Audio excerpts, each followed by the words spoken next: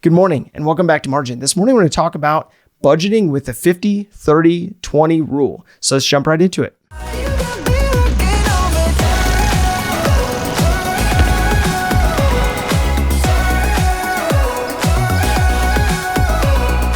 So the 50-30-20 rule focuses in on helping you budget based on your needs, based on your wants, and then based on savings and debt retirement.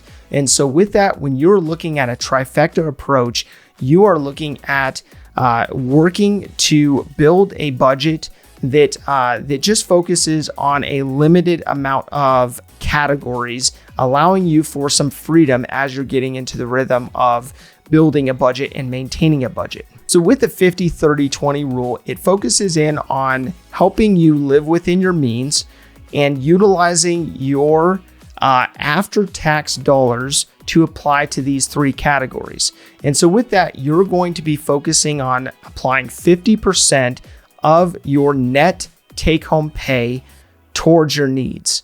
The next category comes down to 30%, having 30% of your take-home pay applied to your wants. And then the final 20% is applied to savings and debt retirement. So with the 50-30-20 rule, I wanted to use the same family example that I used yesterday, the family that made $65,000 as a gross income.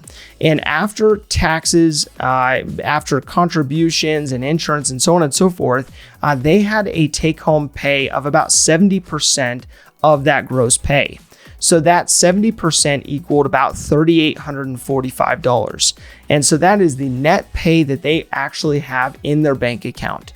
And so with that amount obviously does not change from yesterday. The second aspect that doesn't change is the amount that's actually going to savings. So with the 80-20 rule or the 50-30-20 rule, both have 20% going to post-tax retirement or savings otherwise. And so with that amount stays the same from yesterday of $769. And so with that, what changes from that point though are the wants and needs. So what I did is I broke down the needs based on additional categories that would equal that 50% for the 50-30-20 rule. And so with that, what you'll find is I broke it down. This is just a recommendation based on this family, but I broke it down based on 25% going to housing as a need. So that's about $961 per month. The second need came down to transportation at 5%, which equaled about $192. The third component of a need came down to groceries at 10%, which was $384. And then beyond that, the next one came down to health insurance at 10%, which equaled $384. And so with that, when you are looking at needs, you may want to look at how you can break that out beyond just lifestyle and actually look at seeing how much more granular you can get based on half of your budget going to those needs. Now, beyond that, you had 30% going to your lifestyle in regards to the things that you want. And so with that was about $1,100 going towards that per month. And so with this gives the family some flexibility, especially if they're not used to budgeting, but it breaks it down based on making sure that they're hitting those savings goals, making sure that they're putting away money for retirement, and retiring debt, but also going from that standpoint and looking at those needs, those aspects, that 50% that they would need to be applying to making sure that their needs are covered, as well as 30% for just enjoying life and being able to buy those things they want to buy. And so with that, this of course is not a comprehensive list. This is a list just based on an example. Now, different families will vary significantly based on debt loads, based on how big the family is, based on part of the country they live in, for housing costs and all kinds of other things.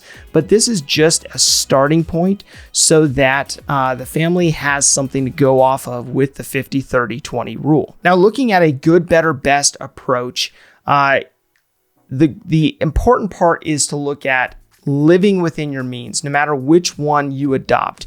And so far we have looked at the 80-20 rule, and we've looked at the 50-30-20 rule. And so with those two rules make sure that you are living within your means and that you are giving 20% to yourself to pay yourself for savings and retirement.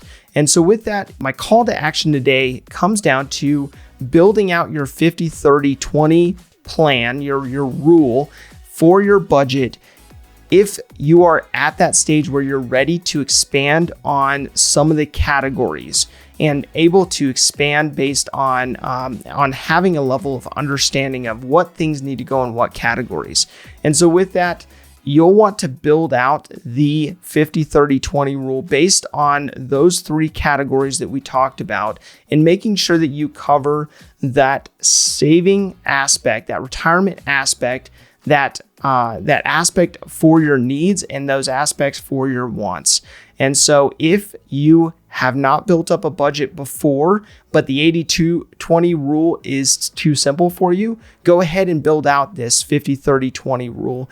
And this will help you get into the rhythm of budgeting. If this information is helpful to you, please do like, subscribe, and hit the notification bell so you're reminded to come back on a daily basis and improve in managing your personal finances. Thank you for your time. Enjoy your day, and we'll see you back here tomorrow.